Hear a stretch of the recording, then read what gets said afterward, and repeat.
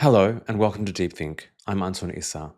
Lebanon has been the sideshow to the main wars in West Asia for the past 3 years. It was a second front during Israel's war on Gaza, and it's a second front again now in the Israeli and American war on Iran.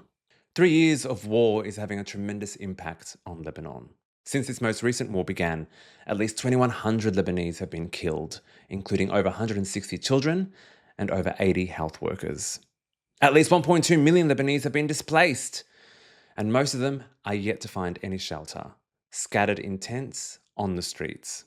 Israel has been blunt with its objectives in Lebanon. Several Israeli ministers have come out and said that they want to reoccupy South Lebanon all the way up to the Litani River.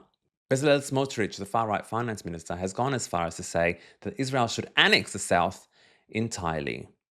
Internally, however, the current war has left Lebanon bitterly divided. There are many in the country angered by Hezbollah's decision to enter the war after Israel assassinated Iran's supreme leader, Ayatollah Ali Khamenei. But there are also many who believe Lebanon has no choice but to fight Israel, given that Israel had been continuously bombing Lebanon for 15 months since the last ceasefire in November 2024. On the eve of the Iran war, we at Deep Cut reported that Israel had in fact carried out over 3,000 attacks against Lebanon since the last ceasefire. But the divisions internally have only intensified. The Lebanese government banned Hezbollah's military activities in early March, and despite fierce objections from Hezbollah and its supporters, the government proceeded to engage in direct talks with Israel in Washington. It's the first talks between Lebanon and Israel in over 40 years.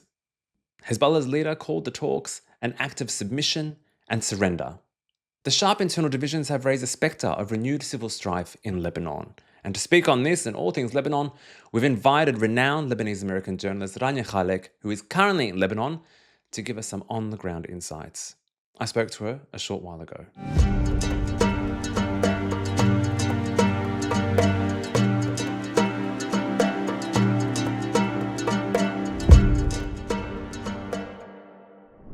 Rania, welcome to Deep Think.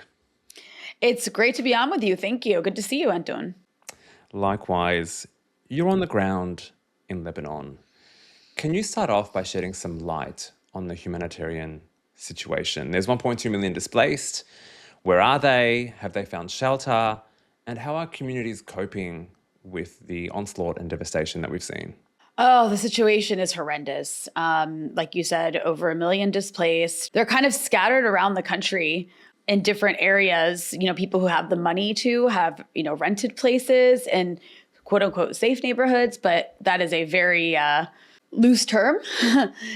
There are people who have rented for different prices, and those are people who maybe like are middle class, upper middle class, are able to do that. I don't know how sustainable that is though. Like, it's one thing to rent a place for 2 months, 3 months. It's another thing to consider that this might go on for much longer than that, especially this displacement issue. There are also people living in tents near the sea in Beirut.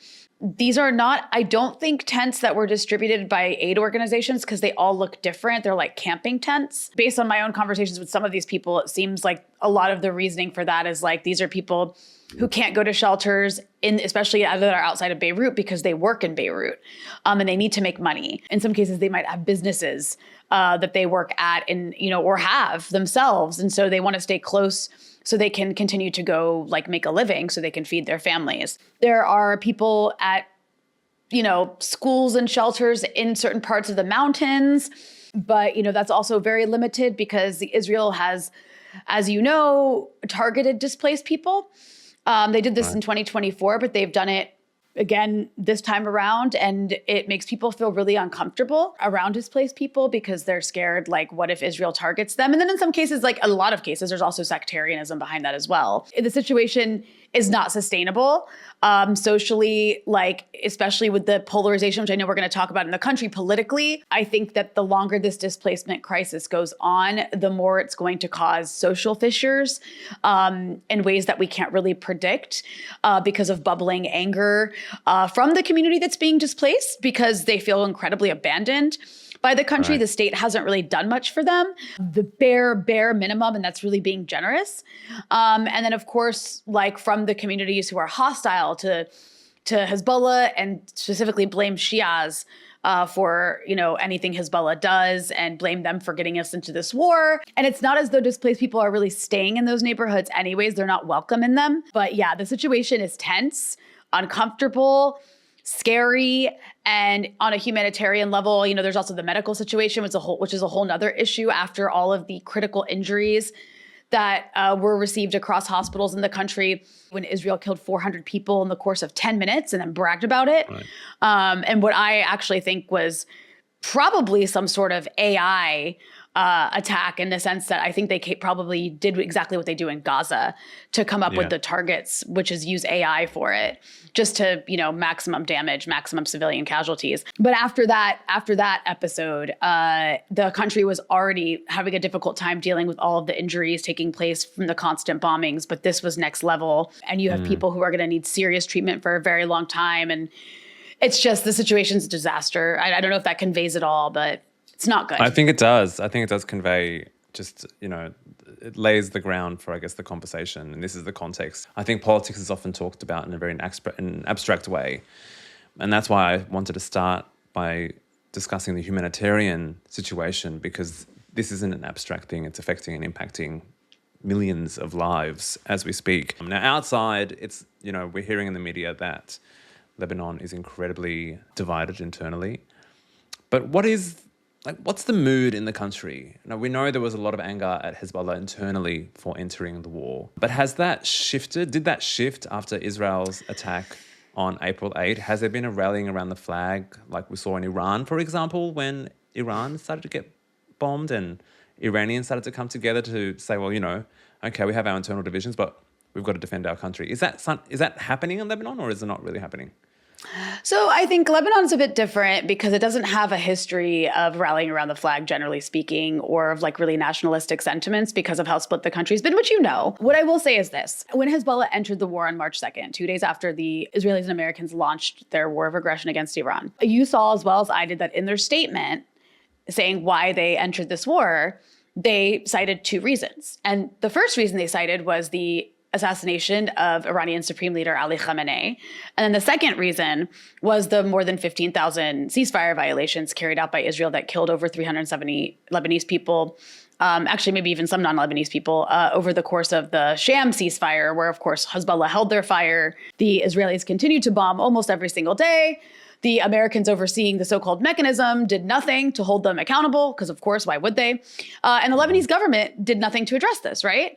Except for file some complaints at the UN, which is essentially almost the same as doing nothing. So people sympathize who are either, kind of in the middle or who are already pro-resistance, sympathize with that second point. But there was a lot of anger about that first point. Why on earth would you get into a war for Iran is how it was seen. Right. And why, you didn't respond for 15 months. And then the first thing you say when you do respond is that it's for Iran rather than Lebanon. So there was that attitude for the first bit. But once Israel launched its operation against Lebanon, it became clear in the Israeli media that they had been planning to do this after they were done with Iran. Anyway, people kind of fell in line. And the people who fell in line are the people who are already either pro-Hezbollah or just pro-resistance, which, as you know, is not necessarily always the same thing, right? And that was interesting to witness. And then the people who are vehemently anti-resistance, anti-Hezbollah, were already going to hate everything they do anyway and have continued to be very vocal and very loud. The longer the war has gone on, the more atrocities Israel's committed. I would say that first category of people has grown, especially now that you have the Lebanese government sitting down with the Israelis in direct negotiations. But it's become incredibly polarized. This government's incredibly unpopular. I find few people who support this. And if you look at polling data, there was a recent poll done actually that showed 89% of Lebanese oppose normalizing with Israel. I mean, it's people are just baffled, flabbergasted, and horrified and disgusted that the Lebanese government would sit with the Israelis less than a week after this atrocity, which, by the way, was not even mentioned. It's been quite interesting to watch. I'm sure you're probably seeing something similar in the conversations you're having with people. It's interesting to watch politically because the Lebanese government came out pretty immediately after the Iranian ceasefire was announced. And it was announced that Lebanon was included in the ceasefire terms. And the Lebanese government came out and just said, no, we don't want Iran to negotiate on our behalf. We want to do it ourselves. There's kind of a bit of a contradiction because, they were saying that, the outcome that they're trying to achieve is a ceasefire to stop the war and stop the killing and stop the bombing of Lebanon. It just seemed to be a bit of a contradiction. Like, okay, if you want that outcome, then why not work with the existing mechanism that was achieving that outcome? Like, if you want to do point scoring against Hezbollah, this is not the issue to do point scoring on because lives depend on whether a ceasefire is included or not. And the second thing that kind of stood out for me that didn't really make a lot of sense was, when you go into a ceasefire, when you go into negotiations, you need to have cards on the table. Mm-hmm. And I'm not quite sure, I would have been really interested to kind of listen in on these talks in Washington between the Lebanese ambassador to the US and the Israeli ambassador to the US under the auspices of Marco Rubio, just to hear what the Lebanese had to say. Like, what cards do you have to play against a power that has all the cards against you if you are acting in isolation? The Iranians had cards, and they were willing to use those cards to secure a ceasefire for Lebanon. They were willing to use the Strait of Hormuz. They were willing to walk away from a deal with the Americans if Lebanon wasn't included. And then Lebanon just came in and jeopardized it. So politically, it just doesn't seem to make a lot of sense as to why they would actually do this. Like, can you shed some light on their thinking? Yeah, it makes sense to me. I think there's a few different reasons this is happening.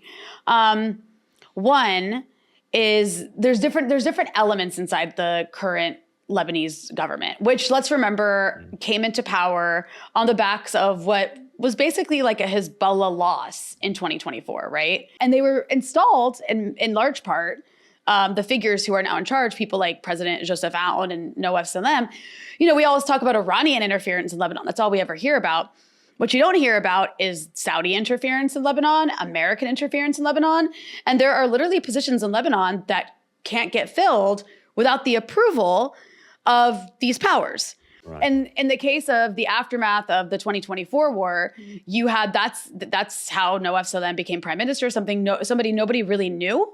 Like, he's not somebody anybody was really aware of. Like, people had just some people were aware that he had been a judge at the ICJ. But other than that, like, he doesn't really have a political history of being a known figure in Lebanon or having any sort of base. The Sunni prime minister. And then you have Joseph Aoun, right, who was the general of the army, pretty well respected. And these people were seen, particularly by Hezbollah and their supporters, as being installed by the Americans and Saudis. And maybe that's a bit of a too simplistic term, but that's certainly who approved of them, right? And who, like, the names are being bounced around, and those were the names that the Saudis and Americans wanted, and that's what they got. And we were being warned all after that these people were going to be used to try to normalize with Israel. And now here we are. And that's basically what we see happening.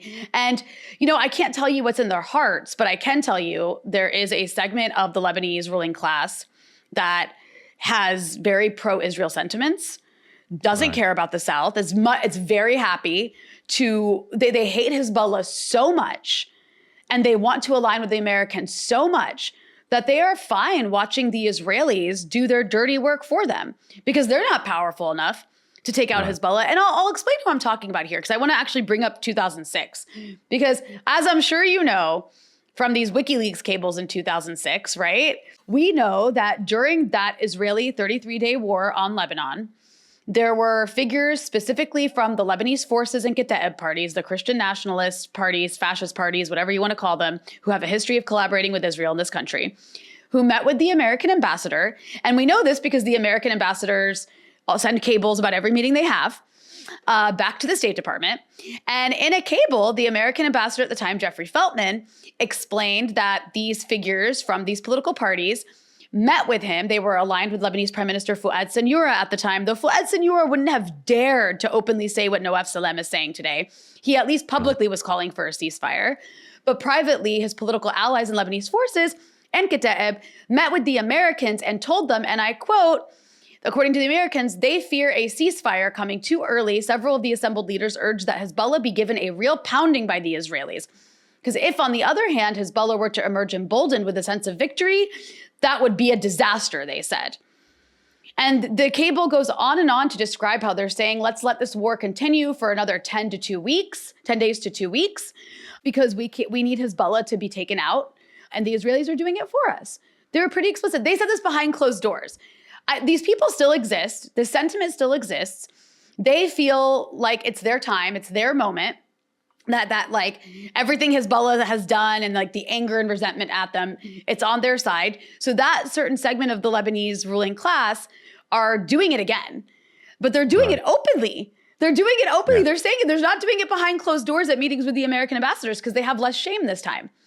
I think there's also elements of the Lebanese government who really feel desperate, who feel like Lebanon is screwed, that this is a disaster. And I think wrongly, they are making a calculation that if we get on our knees and beg the Americans and kiss their feet, it's the only way we can get the Americans to tell the Israelis to stop. And this is very sad because this is not leverage. Whining and crying victim is not leverage. If it was leverage, Gaza would have stopped. The Americans don't care. Marco Rubio doesn't care. Trump doesn't care. These are the same people who are bombing schools and hospitals in Iran. They don't care about your schools and hospitals. They don't care what Israel did in Beirut. Look, I don't know if it's going to work or not, but I think this is also on the Israeli end of things. They did not want to meet with the Lebanese. They are being forced to do this. But also, I think it's worth noting, you mentioned the Lebanese forces and the Kataib, which in English is the Phalange. Just for listeners who aren't familiar with Lebanese history, these two parties, which are pretty much the same, they are far-right Christian parties in Lebanon. And during the civil war in the 1970s and 80s, they were allies with Israel. So that fault line has remained in the country. And I would preface this by saying that also that those parties don't necessarily represent all the Christians. Right now, I think that's so important to say. By the way, they're the loudest people. They get invited on CNN. They're so loud on Twitter. But these people don't represent the Christians of this country. They don't represent this country, but they're being trotted out as if their sentiments are popular sentiment. Sorry, I just had to throw that in there because it's really outrageous. Yeah. Well, look, Lebanese Christians have always been divided and they remain divided. Like, I don't think there's any party that kind of speaks is representative of the entire or the vast majority of the community, the way Hezbollah is, for example, with the Shia. But I'd also point out that, which is relevant, that the current foreign minister of Lebanon, Youssef Raji, is actually a member of the Lebanese forces. And I think that's really important. That's a context that you don't really hear in any of the reporting about Lebanon, that Israel actually has a friend working as the foreign minister in Lebanon. The guy you just mentioned has been disgusting because it's so bad. If you look at his Twitter, you wouldn't know Israel's bombing the country. Right. I don't even think he said anything after last Wednesday. He's just everything is just blaming Hezbollah and Iran, I wanted to do a deeper dive with you on why Lebanon is so and perpetually divided. And again, for context, for listeners who aren't as familiar with Lebanese history, it's a country of varying Muslim and Christian communities. There's Sunni and Shia Muslims, there's Maronite Catholic and Greek Orthodox Christians, there's Druze, there's Alawites. It's a mix of minorities that live around a mountain range. But they're all the same people who have the same culture and the same heritage and the same history. But since the inception of Lebanon as a state in 1920, there's always been this undercurrent of division between those who have leaned towards colonialism, leaned towards Western imperialism, and wanted Lebanon to be, and still want Lebanon to be part of this Western orbit, and those in the country who don't want that and are anti-colonial and have maintained an anti-colonial position, anti-Western imperial position, and want Lebanon to remain firmly in the Arab world. We saw this in the 1960s and 70s with the Palestinian presence in Lebanon. You had this fault line between those, like the Kataib, the Phalange party, the far-right Christian fascist party that was adamantly opposed to the Palestinian presence in the 60s and 70s, precisely because they didn't want Lebanon to be dragged into, they wanted to be closed off and not part of any Arab-Israeli equation. Mm-hmm. But then you had the other portion of the country that saw Palestine as our land and the Palestinians as our people that needed to be defended, this anti-colonial view of the conflict that there couldn't be a distinction between the Palestinians and Lebanese, and so now we're seeing that fault line resurface again, and the same players are at it again between those it's the same rhetoric that we saw in the 60s and 70s with the Palestinians being replayed now.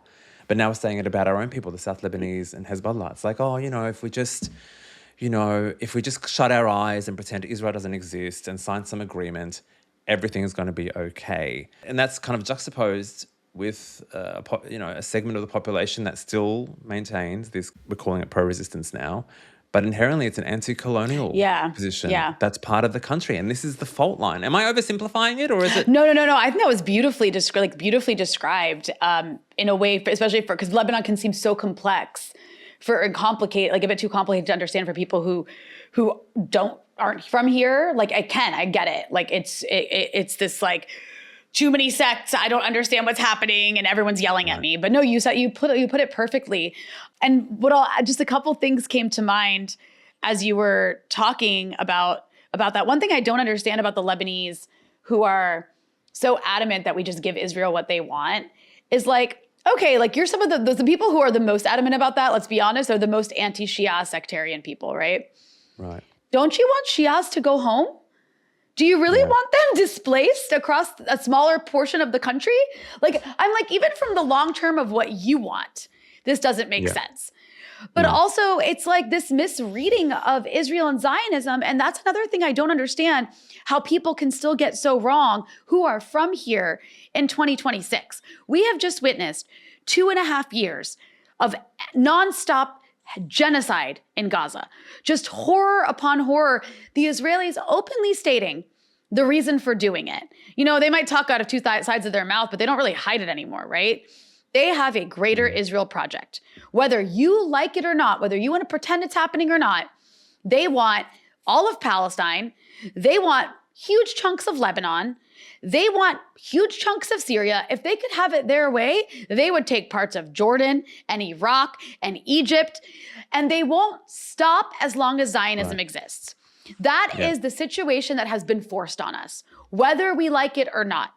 So your options are either you submit to that disgusting colonial machine that, whether you're Christian, Shia, Sunni, Druze, doesn't matter. They see you as not human. They see your land as belonging to them, and you are in their way, okay? So either you submit to that and become their slaves. That's one option. And what that looks like is it looks like the West Bank. Okay? Right. They submitted to Israel. The Palestinian Authority literally works for the Israelis. Does the West Bank look like a model of what you want your country to look like? I don't think anybody would look at the West Bank and think that looks great. I want that. That's one option. And then the other option is you stand up and have some dignity and you fight back. And fighting back can look very different in different ways. I understand that not everybody is on the front line in the South, and not everybody's village is being occupied, but that is still your land. That is still your country, and Israel's never going to stop. Like, fine, take the abstraction and metaphors out of it and the rally around the flag aspect out of it. You think because you're not in South Lebanon, this isn't going to touch you? I'm not just talking about displaced people. Israel, if they get their buffer zone, which is actually a kill zone, right? And they kill anybody who goes into it south of the Litani. Let's say they get that. That's their big ambition. I don't think they can, but let's say they do. Where does everybody go? They go north of the Litani. You think those people are just going to sit there and take it lying down? They're going to fight to get back to their land. And then that becomes the front line. And then guess what? Israel starts bombing north of the Litani and then pushes people back again. And then that becomes the front line and on. This is what settler colonialism does until there's nothing left. And if you want to look at what submission looks like, look at Syria. Syria hasn't fired a single bullet at Israel since Ahmed al-Sharaa took over. And you could even argue since Bashar al-Assad was in charge for a while. Like, when is the last time Syria fired a bullet at Israel, right? But let's just use the last since December 2024. Not a single bullet. And in addition, you have a president of Syria that is begging for Israel's friendship, begging for normalization, is incredibly hostile to Iran, to Hezbollah, wants to be in the Western pro-Israel orbit. This guy's begging for it. The Israeli response has been to continue to bomb Syria whenever they feel like it, destroy all of their military infrastructure, do raids into Syria and kidnap people and kill people because they want to steal Syria's land. And on top of that, on top of all of that, the Israelis, people in the Israeli cabinet are calling for the assassination of Ahmed al-Sharaa, which is just mind-boggling because you cannot satiate the ambitions of colonizers. They will never stop. And I think it's also important to kind of specify for listeners that Israel's fighting two different wars here. The one against Iran is about weakening a potential rival to its ambitions for regional hegemony. What Israel's doing in Lebanon and Syria is not about that. It's about taking as much land as possible and pushing those borders further and further and further. It's a land grab. It's an attempted land grab. But back to Lebanon, and I guess this, you were talking about, everyone needs to kind of like look at South Lebanon as part of their country. I mean, we have to acknowledge that the divisions are really entrenched. I come from a Christian background, and I'm born and raised in the diaspora. I lived in Lebanon for a few years. I go back and forth. But I can tell you, Rania, that I think I've seen more of Lebanon than a lot of my Christian relatives who've spent most of their lives or all their lives in Lebanon. Sad. But it's a deeply entrenched country. People don't move around. People don't mingle. Christians often don't leave Christian areas to go to Muslim areas. And I would say it's probably vice versa, unless you go into a tourist site. And so I think the lack of this mingling presents misperceptions and othering. I think false othering. As I said, being a Lebanese Christian, I've sat in many living rooms where Islamophobic remarks are often said about the people down the road. And my thinking is, have you actually gone down a few suburbs down, 5 minutes down, to actually meet the Shia in the next neighborhood or the Sunnis in the other neighborhoods, to see, that you actually have a lot more in common than you have differences? But that mingling isn't happening. And it is also by design. Like the country's sectarian warlords who inherited power after the Civil War have deliberately kept the country divided. And everyone lives in their own ecosystem. So the Christians, for example, a lot of them will consume MTV, which is a very, right-wing Christian outlet. And they're fed constantly anti-Hezbollah, anti-Islamophobic content. And then that's the orbit they live in. And then when you're surrounding yourself only with Christians and you're not getting outside of your Christian bubble and you're consuming all this stuff, you grow up to kind of look at and other your fellow Lebanese and see that South Lebanon isn't really South Lebanon. It's not really your country. Your country is from the northern part of where the Christians live to the most southern part of where the Christians live, and that doesn't extend down to South Lebanon. So it's a mindset thing. I feel like the country has been caged. How do you kind of surpass that? How do you build this national consciousness when you've had this deliberate, almost like segregation of the country, where people feel so isolated from one another? How do you surpass that? How do you build this national consciousness in this country where it doesn't really exist? That's a good question. I don't know what the answer is to that. I really don't. I mean, I guess Israel's bombs might be helping, but maybe not. I think that it affects everybody differently. And I understand what you're saying. I have relatives too who really don't mingle too much outside of where they live, except for maybe to go to work. And they have Christian and Shia friends and Sunni friends. My relatives are all Druze, right? So, but they're still very insular and kind of in their own neighborhood. And I think there's also always the fear of civil war in this country. So that's one reason why people don't explore outside of where they feel comfortable, because of the fact that, not just because of the memories of the Civil War, but also because we're always on the precipice of it, because outsiders are always trying to foment one. And, people feel more comfortable among their community where they feel they can be protected. I think at the end of the day, it's a very difficult situation because it's so hard to fix these internal problems when you have this big monster from outside that's constantly trying to destabilize you. Yeah. But it's also an opportunity to bring people together. And this is where I think Lebanon's missing a left. because, genuine and there's left. a It used to there's a have a reason left. for that. It had a left It did. It got crushed. 1975. It got crushed. It got crushed by the Israelis and Americans and the French and the Iranians under the Shah at the time, who were all working together to crush the Arab left and the Palestinian movement in Lebanon. Just did a really good episode on my show about that with a fantastic historian, Nate George. People should go check it out. But but no, I mean, there was, and I mean, there's the fact that was when the Soviet Union was still around, and there was these kind of ideological leaders in the global order that there was able to back the left both in the battle of ideas, in addition to arming them and training them and all these kinds of things. And then the Soviet Union fell. China sort of changed the way it deals with internationalism. And then you had the rise of the Iranian Revolution and them allying with the Shias of the South. And you went from having lots of communism and socialism and militias tied to them in the south of Lebanon among Lebanese to having Islamism. And there's a historical global reason for that, right?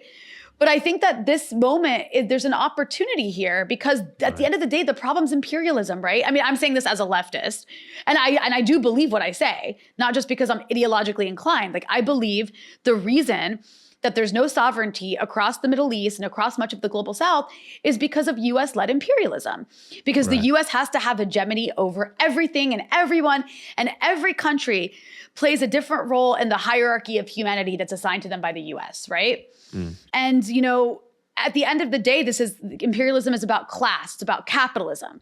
And so if we understand this as a class issue, even if you go back to the founding of Lebanon as a country, it was supposed to be founded as this Christian dominated led country that was aligned with the French, where the urban Sunni elite, as well as upper class Christian Maronites, were the ones in charge. And it was supposed to be this bastion that after World War I, that would be the French, the little French colony. And some aspects of that have continued to play out today, though now there's upper classes of each sect. But if we look at this as a class issue, if we look at this as Israel being America's policing arm in the region to keep this region in line to serve American interests, if you look at it through the lens of what you said, colonialism, which is also about imperialism and class. If you had, I wish there was a figure in Lebanon today who came out and spoke with those terms so people can understand it. It doesn't need to be, we have to go all read Marx.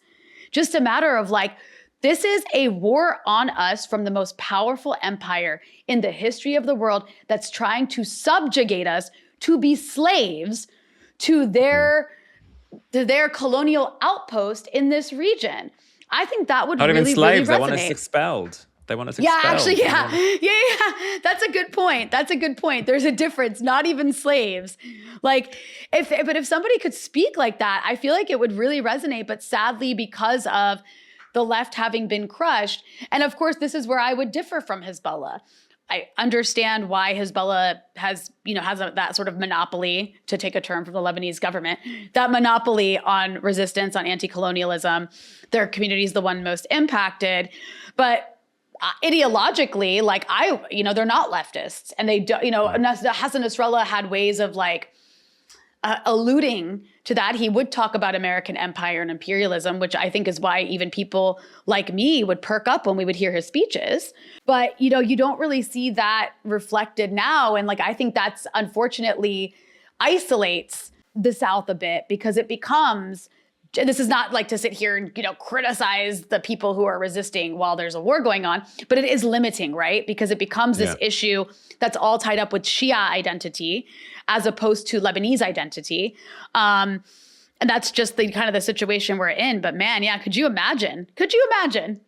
But I mean, you make an interesting point, and I think what's really interesting is that in the diaspora, because we're living in the West, and I think especially in the Anglo countries, but even beyond the Anglo countries, in France we're seeing it too, in Italy, there is a real resurgence of a genuine left as a result of what's happened in Gaza. The pro-Palestine movement in Western countries is morphing into this new left, where a lot of this terminology, a lot of this language is being adopted unapologetically. I mean, look at the Greens in the UK, look at Mamdani. I mean, they're explicit in their kind of Israel's going to be central to our campaign, and we're going to say, no, we don't want Israel. We think it's a terrible idea, and what they're doing is awful. And there needs to be actions taken against them. And that has seeped in, if not seeped in, intertwined, I think, with the Arab, including the Lebanese diaspora. And so I feel like within the Arab diaspora in the West, there's now beginning an unapologetic adoption of this anti-imperial kind of clear leftist language. It's going beyond just anti-imperialism now to kind of critiquing capitalism. But as a result, I sense that there's a bit of a gulf emerging between the diaspora and, Lebanese on the ground in Lebanon. Being a Lebanese Australian means my social media is split between like Lebanese and Lebanon and all their feed and their content and all their comments, and Australia. Yeah. And I look at the Lebanese conversations and I'm like, what are you guys talking? What are you guys talking about? It's like the sectarianism, the same talking points as I was saying from the 1970s and 1980s. It just seems like there's just been no, it's very difficult to engage because I approach this thinking are you guys seeing what's happening in the world? Have you not sensed and seen that the world is so crazy changing? It's so crazy.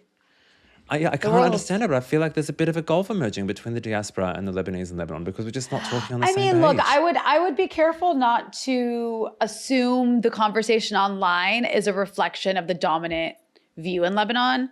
But I understand what you mean. I do. However, it's funny because from what I see, because I'm also between the US and Lebanon. So my feed is also split between Lebanese Americans and then Lebanese here. And I see the conversations playing out in Arabic among the Lebanese, and it's bad and horrifying. And I'm just like, how can you talk like this?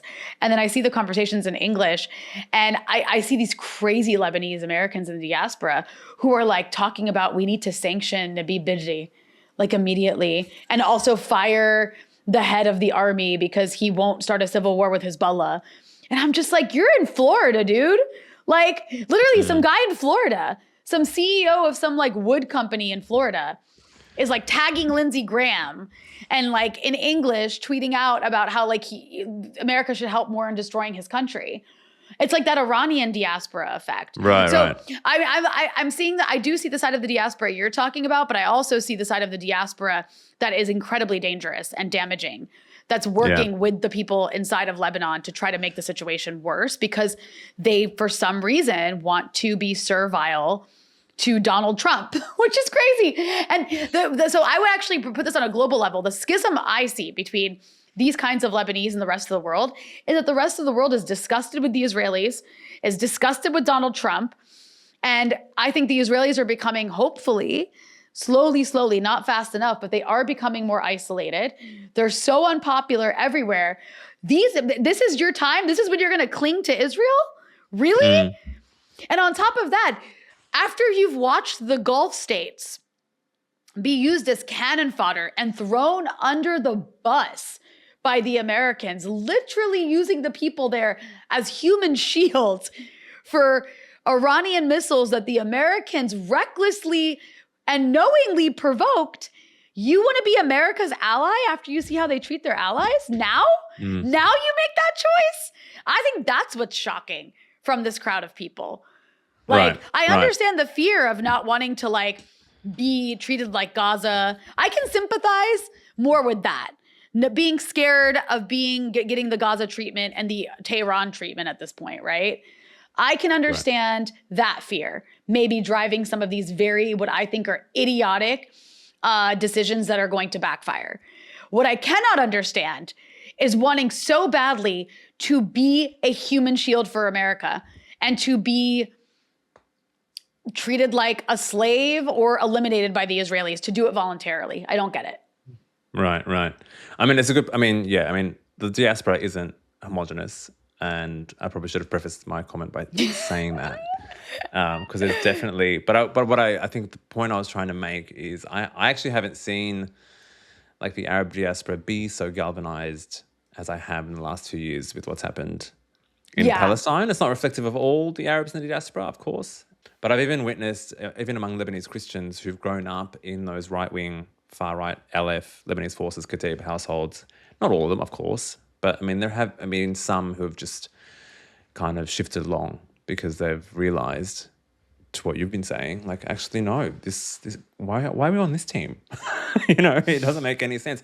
Even from a Christian perspective, like, and you were saying that you're making that point before. Like, I hear this complaint all the time from relatives about, every time there's a war, the Shia move up into their neighborhoods, are displaced and all that stuff. And it was the same complaints that they used to make about the Palestinians when the Palestinians set up the refugee camps after 1948, after the Nakba. And some of those camps were in, areas around Christian neighborhoods, on Christian land, on church land. And their response was the emergence of the Kataib and the Aleph that ended up going in and massacring the Palestinian civilians. It's not the Palestinians' fault. If you're angry about the fact that Muslims are moving into your neighborhoods and your villages and your areas, then how about helping those Muslims go back to their homes, right? Which means you should be standing with them and supporting them against the power and the powers that created the conditions that led to these displaced people entering your neighborhoods. And it's the same right now in Hezbollah. It doesn't make any sense.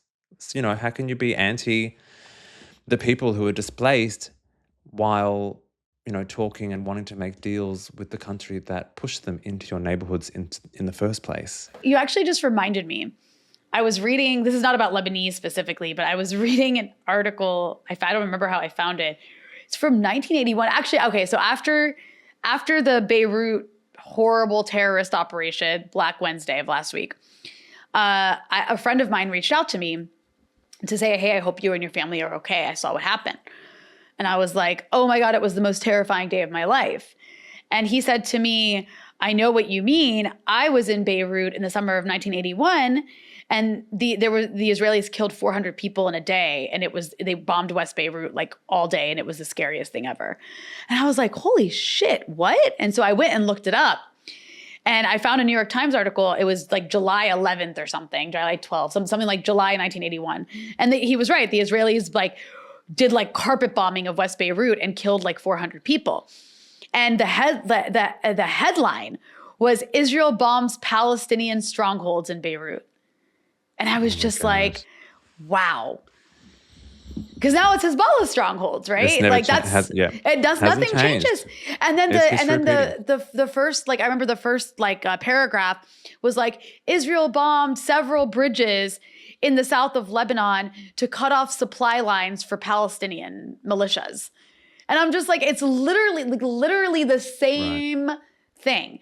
And I'm like, how do people not see this? They play us like fiddles. This divide and conquer works so well, unfortunately. And they repeat it over and over again. It's just, it's lazy. It's lazy because it works. I guess if it's not broke, don't fix it, right? Right. Yeah. And for those of us who, who've studied and know Lebanese history, it's just you just bang your head against the wall. I'm like, are we really going to have these arguments again? Did we have them 40, 50 years ago? And how did it turn out? So, but in saying that, I do have a final question before I go to the readers' questions, because we ask our paid subscribers to submit questions to our guests. But mine first, which is, what are the chances that Lebanon could enter renewed civil strife? I mean, it's possible. To have a civil war, you do need different armed sides. And I could be wrong. I don't claim to have a crystal ball or be the ultimate person on everything. But from my own observations and from my own reading of history, in the 70s, even 60s, but 70s and 80s, you had well-armed militias, who were funded, given weapons, trained by the Israelis, by the Americans. And then you had leftist militias as well, who were armed and trained. You had eventually Islamist militias. There was a lot going on, but basically in order to have a civil war, you do need different sides that are trained with weapons. The only side in Lebanon right now that I think has the weapons that has the most capability in terms of weapons and the most training and the most numbers is Hezbollah. I really don't know who internally could challenge them. There's still the Lebanese Forces Party. Maybe they've been training in some underground bunker with they don't have the numbers. RPGs, but maybe they do and we just don't know. But I don't think it doesn't seem like they do. And that would be the people who would most fight Hezbollah. The other issue people raise is the Lebanese army, right? Using the Lebanese army to disarm Hezbollah could start a civil war. That's true. But the Lebanese army is also very diverse. And actually what would happen if they were to given the order to really do this without any sort of like national consensus that involves Hezbollah, is they would split. There would be a split in the Lebanese army, and that could fracture and look very dirty and not good. But so the term civil war, I'm not sure in the traditional sense that's what you would see in Lebanon. That's what they would like, the Israelis and Americans would like to see. Not sure that they have the people on the ground for their side to do it. That being said, civil strife is a different issue. That is definitely something we could see, especially the longer the displacement crisis drags on and the more the polarization continues.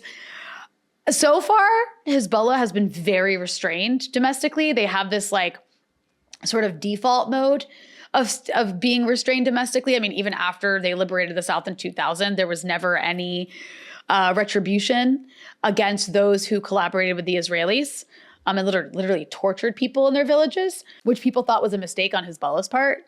Because those people, you know, there's people who continue to feel like it's okay to, I guess, behave that way. Maybe I don't. That's an argument you'll hear. But you know, there is fear that the longer you push this population, you know, you're almost like giving them no choice but to like respond.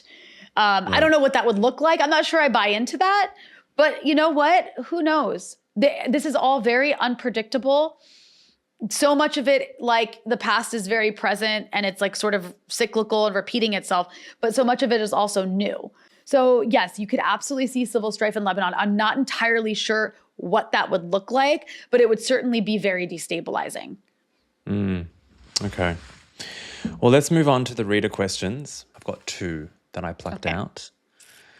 Can Rania give insight into the resources that are at the heart of this land and sea grab in Lebanon? What water, agriculture, or gas resources are at stake here? Oh, so I'm like not the environment person. This is not my lane, but from what I've read, it seems like South Lebanon is very rich in water and agricultural land. And that's what the Israelis want from it. The Israelis, I believe, have to like depend on desalination plants to have like potable water. And, I mean, the Israelis do have agricultural land, but the South is where it's at. I mean, a lot of that agricultural land, it's like where we grow our food in this country, which is actually like putting us at a huge disadvantage that people can't grow. The Israelis are also poisoning the land, by the way. So I'm not really sure how they plan to use it after poisoning it.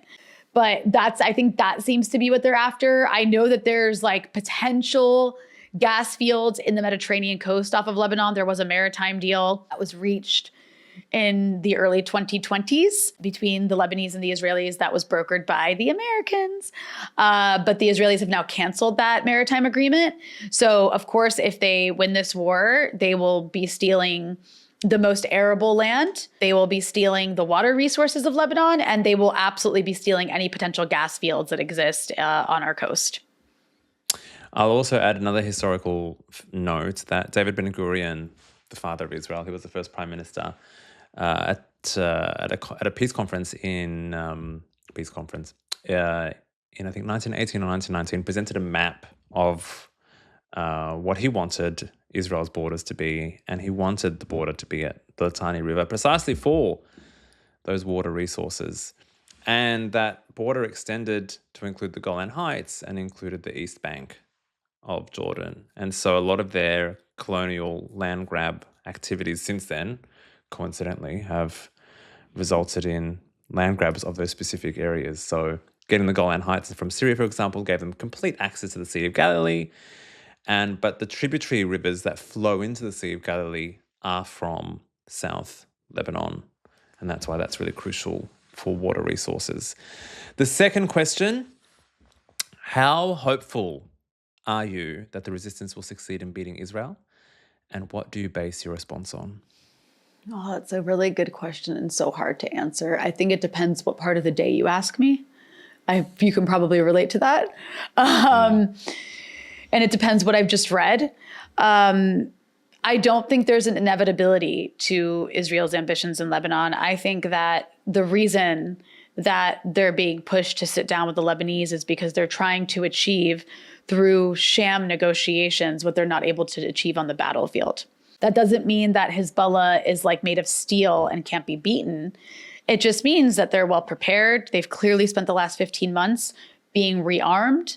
And historically speaking, they have demonstrated an ability to fight asymmetric guerrilla warfare against the Israelis quite successfully in their villages. These are their villages.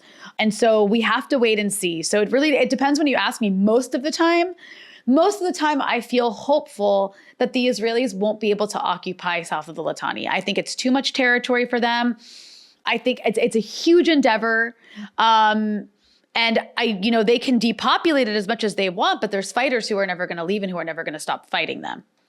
But I think we have to control what we mean by winning, succeeding. How do we define that? Is it Israel not occupying? Because I think Israel is going to manage to keep people displaced for a very long time. And they're going to continue demolishing villages as well. They've already destroyed or damaged 37,000 plus homes. Just now, by the way, that's on top of what they damaged in 2024 and then after 2024, because they continued to damage tens of thousands of homes after the so-called ceasefire.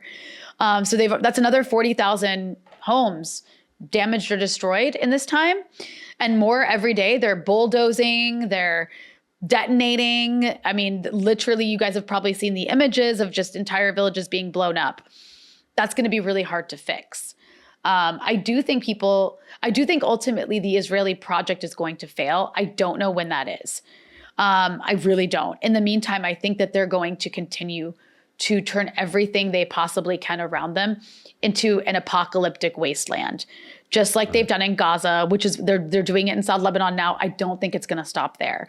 As long as these people are allowed to continue to colonize, because that's what this is, to colonize their surroundings with absolute impunity, we're going to see more of this. And those who are willing to fight back are some of the bravest people in the world. I think ultimately they'll succeed at making sure Israel doesn't get exactly what it wants, but I think Israel's going to get a little bit of what it wants here, and then some. And that's what really concerns me. But we have to remember, if it wasn't for people willing to fight, it would be worse, I think. Right. Yeah, it'd just be a walkover. A cakewalk completely. Well, Rania, that's given us a lot to think about. Thank you so much for your time and for coming on Deep Think. We've got mostly Australian audiences, so if you don't know who Rania is, know her now. She has her own podcast, Dispatches with Breakthrough News. Check it out. Which you've been a guest on. Which I've been on, yeah. Yes. Now returning the favour. Great. Thank you. Thank you so much for having me. This was a really great conversation. I appreciate it. Thank you. Thank you for tuning in to this episode. We hope you learned a lot or have a better understanding now of what's going on in Lebanon. If you'd like to support our work, you can by going to our website at www.deepcutnews.com. There you'll be able to donate or subscribe. And if you don't have the means, there are other ways you can support by liking, sharing, or commenting wherever you're listening or watching this episode. Let's get Deep Think out there. Let's get critical thinking into the public discourse. We need it. See you next time.